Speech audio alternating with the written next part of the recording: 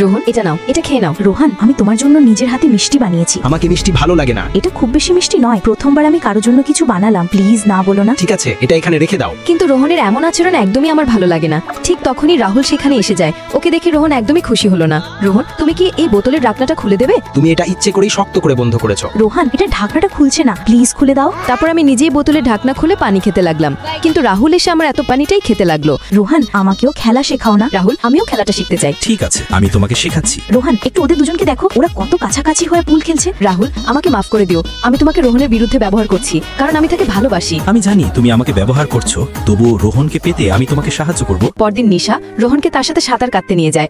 রোহন, তুমি আমার হাত থেকে বাঁচবে না। রোহান, তুমি কোথায় যাচ্ছ? বাহ, খুব ভালো, ওর থেকে দূরে যাও। আমার হাত ছেড়ে দাও। কিন্তু নিশা দূরে যাওয়ার বদলে আরো তার কাছে আসে। আমি ওকে ছাড়বো না। আরে না! ঠিক তখনই রাহুল এসে আমাকে পড়ে যাওয়া থেকে বাঁচিয়ে নেয়, কিন্তু রোহনের এটা দেখে একদমই ভালো লাগে না। তারপর রাহুল ইচ্ছে করে আমাকে পুলে ঠেলে ফেলে দেয়, যাতে রোহন এসে আমাকে বাঁচাতে পারে।